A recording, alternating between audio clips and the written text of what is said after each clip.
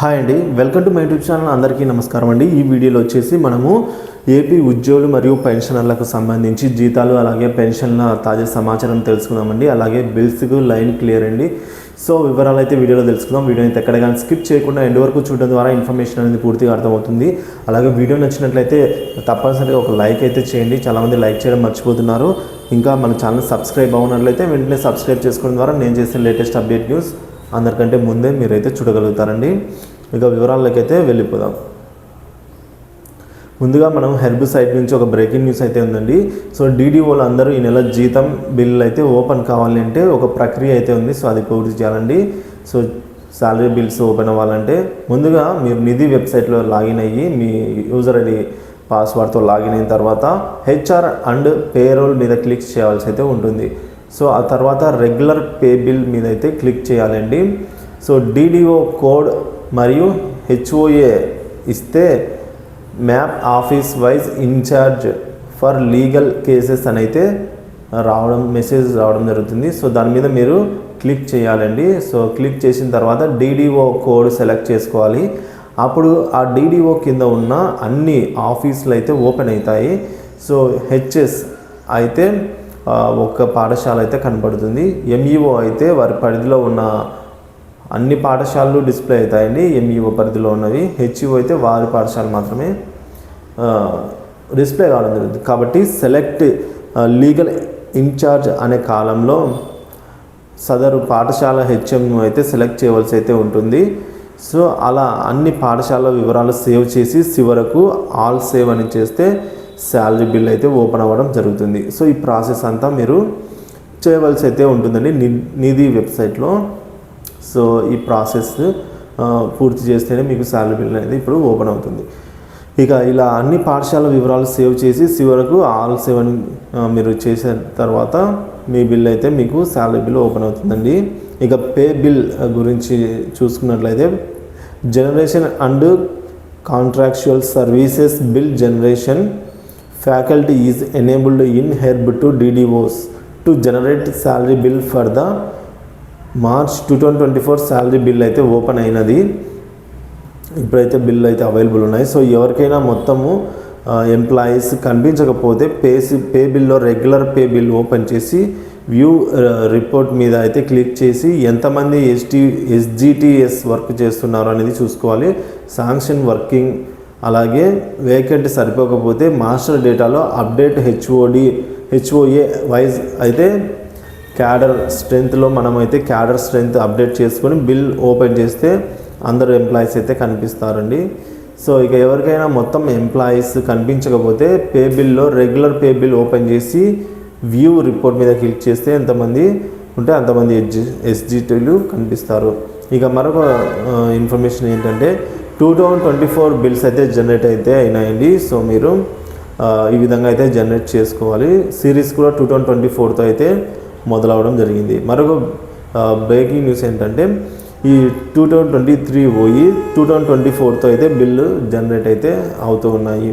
ఇక మనము regular payroll March 2024 చూసుకున్నట్లయితే please ensure the insurance of all pending in the list before initiating the pay bills all pending works to complete it is prerequisite for pay bill processing అని అయితే మనకు చూపిస్తుందండి. So ఈ విధంగా alert అయితే చూపిస్తుంది. ఇక regular payroll will be enabled in between 25th in this month to 25th అంటే మార్చి 25th నుంచి 25th వరకు అంటే రేపటి వరకు రేపు ఓపెన్ అయ్యి రేపటి వరకు అయితే ఉంటాయండి. Regular payroll will be enabled. మీరైతే అప్పుడు బిల్స్ డౌన్లోడ్ చేసుకోవచ్చు. ఇక హెర్బ్ నుంచి టీడీఎస్ సమాచారం చూసుకున్నట్లయితే జీతాల బిల్లులలో ఐటీ అంటే అడ్వాన్స్ ఇన్కమ్ ట్యాక్స్ మినహాయింపు ప్రతి నెల చేయాలండి. టీడీఎస్ను మనం ముందుగా చెప్పుకున్నట్లుగా మనం టీడీఎస్ని అయితే ప్రతి నెల డిడక్ట్ చేయవలసి అయితే ఉంటుందండి. టీడీఎస్ను డిడక్ట్ చేయడం వల్ల మనకు బెనిఫిటే ఉంటుంది.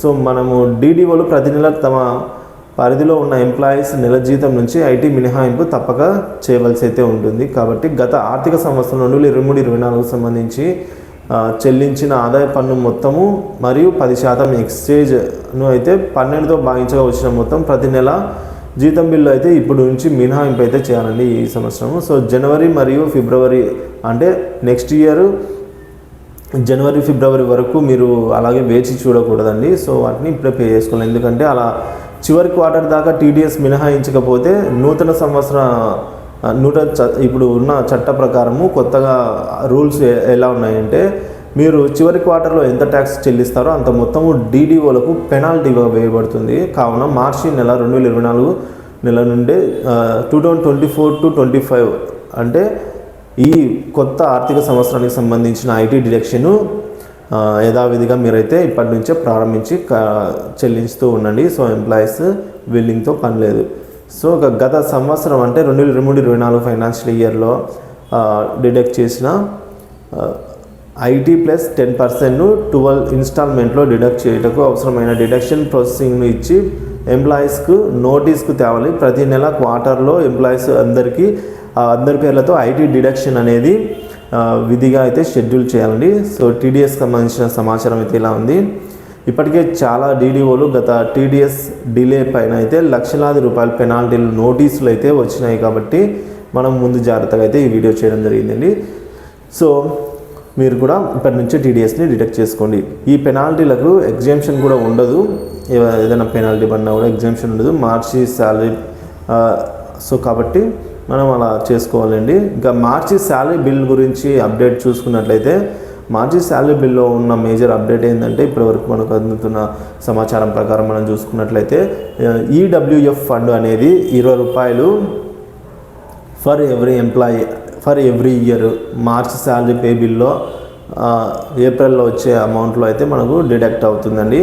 సో ఈ ₹20 అనేది ప్రతి సంవత్సరం మార్చి నెల ఈడబ్ల్యూఎఫ్ సబ్స్క్రిప్షన్ కింద డిడక్ట్ చేసుకోవాలి. సో కావున అందరూ ఈ నెల కూడా శాలరీ బిల్లో ప్రతి ఎంప్లాయీకి 2037 ఈడబ్ల్యూఎఫ్ సబ్స్క్రిప్షన్ ₹20 తప్పకుండా డిడక్ట్ అయితే అవుతుందండి. సో అలా లేనిచో ఎస్టీఓలు మీ బిల్లును అయితే రిజెక్ట్ చేసే అవకాశాలు ఉన్నాయి. సో ఇదే అండి ఇప్పటి వరకు ఉన్న తాజా సమాచారము. సో ఇందులో మీకు తెలిసినవైతే ఓకే అండి, తెలియనివైతే ఏదైనా కొత్తగా తెలుసుకున్నారైతే మీరు ఈ వీడియోని అయితే లైక్ చేయండి మీకు నచ్చినట్లయితే. అలాగే తోటి ఎంప్లాయీ మిత్రులతో అయితే వీడియోస్ షేర్ చేసుకున్నానైతే ఆశిస్తున్నాను. అలాగే మీ అభిప్రాయాన్ని కామెంట్ రూపంలో తెలియజేస్తానైతే ఆశిస్తున్నాను అండి. సో ఇదే విధంగా జీతాలు మరియు పెన్షన్లకు సంబంధించిన తాజా సమాచారం ఎప్పటికప్పుడు మన ఛానల్లో అయితే అప్డేట్ చేస్తూనే ఉంటానండి. సో కాబట్టి మన ఛానల్ సబ్స్క్రైబ్ చేసుకొని ఫాలో అవ్వడం ద్వారా లేటెస్ట్ అప్డేట్ న్యూస్ అనేది ఎప్పటికప్పుడు మీరైతే పొందగలుగుతారు. ఇక ఇంతే అండి ఈ వీడియోలో. Thank you for watching this video.